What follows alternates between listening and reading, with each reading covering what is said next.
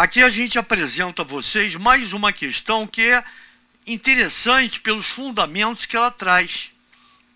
O que a gente tem que saber? O que a banca exige para a gente resolver uma questão dessa? E ela toca em pontos-chave, né, de classificação periódica. Então, o enunciado diz, ó, as safiras, de um ponto de vista químico, basicamente nada mais eram que corindam um óxido de alumínio incolor. Mas elas podiam assumir todas as cores do espectro, e aí a gente vai analisar isso depois, com um tantinho de cromo substituindo parte de alumínio. Veja bem, um pouquinho de cromo substituindo parte do alumínio no óxido de alumínio.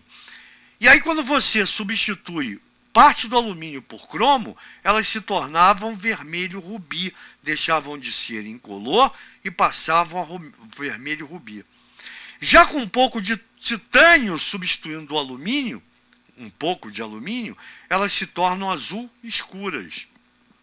Com ferro ferroso, se tornam verdes. E com ferro férrico, se tornam amarelas. Depois a gente vai discutir tudo isso. E aí continua o enunciado. Os átomos do metal que tornam a safira com coloração vermelho-rubi apresentam, e aí vem as alternativas, ele quer a verdadeira, ele quer a correta. E aí, antes da gente vir aqui para a nossa arte, a gente vai analisar direto na arte, que a gente tem que analisar uma por uma, né? Primeira coisa, cores do espectro, lembra do arco-íris? Se você olhar bem para o arco-íris, ele varia do vermelho até o lilás. A nossa visão, o nosso cérebro, ele consegue captar, analisar comprimento de ondas, comprimento, né, dentro do visível, da luz visível. E que comprimentos são esses? 700 vermelho ao 400 lilás. Entre 400 e 700, o teu cérebro, ele sabe, ó, diferenciar cada cor através dos comprimentos de onda. Cada cor, vermelho é 700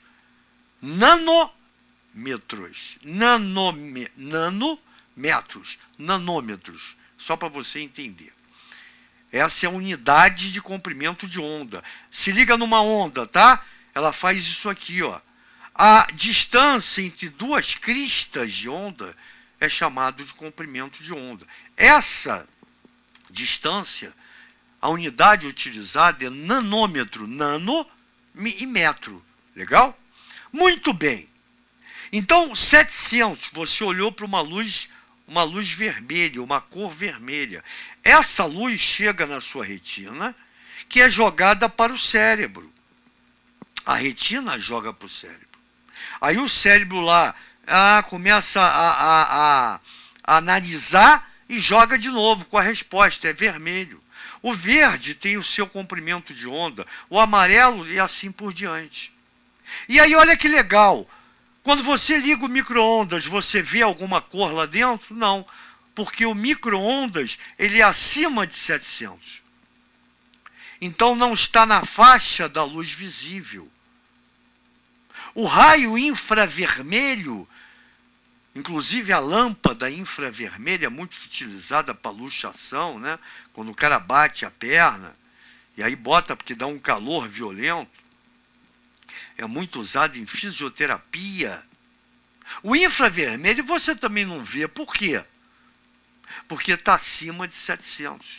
Assim como o raio ultravioleta, os raios ultravioleta que vêm do sol, que a partir de uma determinada hora é nocivo na praia, pode dar câncer de pele, está abaixo de 400, então você não vê. O raio-x, quando o cara tira raio-x do teu dente, do teu braço, você não vê, porque está abaixo de 400. Raios gama, altamente penetrável, destrói tudo que é célula. Você também não vê, porque está abaixo de 400.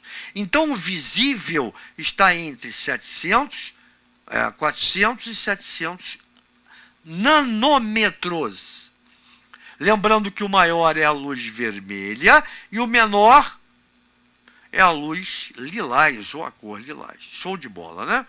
E aí a segunda parte importante dentro desse texto é que o cara fala em ferro ferroso e fala em ferro férrico. Quem está rememorando a matéria, revisando a matéria, já sabe isso. Porém, vocês que ainda vão ver número de oxidação, carga elétrica, tá? A carga de um elemento, ela vai dar o nome de alguns elementos. Tem elementos que têm carga fixa. É mais um sempre em qualquer composto que ele esteja presente. Já outros elementos apresentam mais de uma carga ou número de oxidação. Então o ferro, por exemplo, ele pode ser mais 2 e mais 3. Ao menor NOx ou carga, mais 2, terminação oso. Tira o O do ferro e bota oso, ferroso. Ao maior NOx ou carga, mais 3, eu tiro o O e boto ico. Então menor oso, maior ico. Ferro ferroso é o ferro, onde é o tipo, né, de composto onde o ferro tem NOx mais 2 ou carga mais 2. O ferro férrico é onde no composto o ferro entra com a carga mais 3. Ele cede 3 elétrons. Aqui ele cede 2 elétrons. Show de bola, né?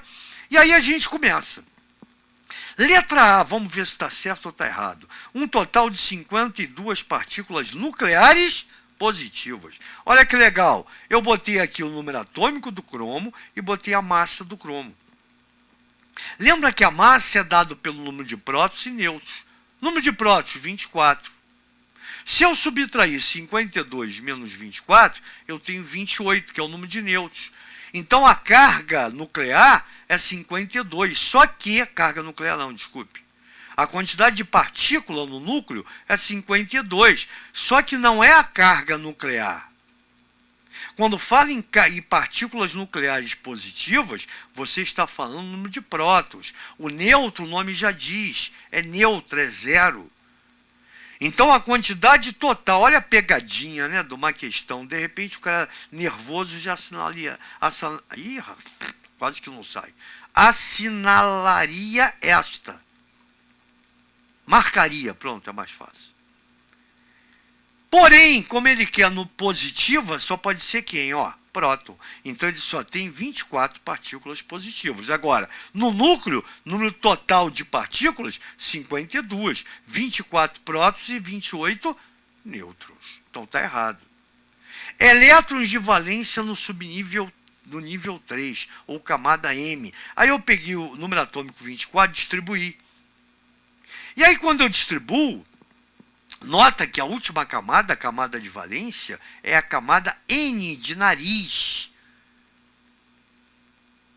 que está no quarto nível e não no terceiro, então está errado.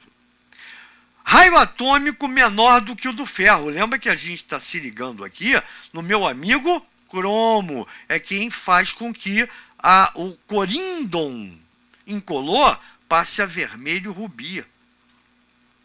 E aí, quando você diz que o raio atômico do cromo é menor que o do ferro, a gente vai lá para a tabela periódica. Coloquei os 3 caras que mudam a cor da safira. Titânio, cromo e ferro. Os 3 estão no mesmo período. Quando você fala de raio atômico, o raio atômico ele aumenta da direita para a esquerda. Quanto mais para a esquerda, maior. Quanto mais para a direita, menor.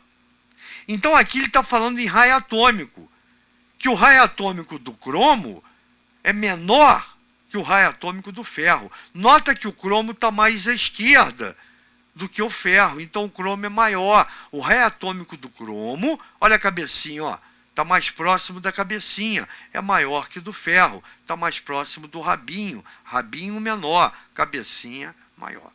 Então está errado. E letra E, a eletronegatividade maior que a do titânio. Lembra que eu falo do cromo. É o cara que torna a safira a vermelho rubi.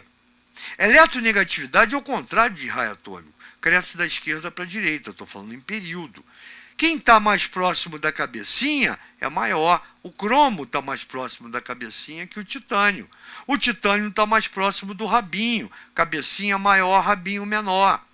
Então, o cromo, ele tem eletronegatividade maior do que o titânio. O cara fala aqui que o cromo apresenta maior eletronegatividade que o titânio. Então, a resposta aqui está correta. Então, ó, a eletronegatividade maior que a do titânio. O cromo, subentende-se que é o cara que transforma a safira em vermelho rubi, apresenta eletronegatividade maior que a do titânio. Está mais à direita, estou analisando os dois, está mais à direita maior, está mais à esquerda menor. Então, a resposta certa é a letra D. Viu que legal? Botei aqui, ó. Raio atômico do cromo maior que o do ferro, ó. Raio atômico, cabecinha mais próximo cromo, rabinho mais próximo ferro. Já a eletronegatividade do cromo, está mais próximo da cabecinha, é maior do que do titânio, está mais próximo do rabinho. Então, resposta certa, letra D. Valeu, gente boa. Viu que show? Viu como a gente coloca você por dentro de absolutamente tudo? Faça bom proveito dessas aulas. Valeu, grande abraço e até a próxima.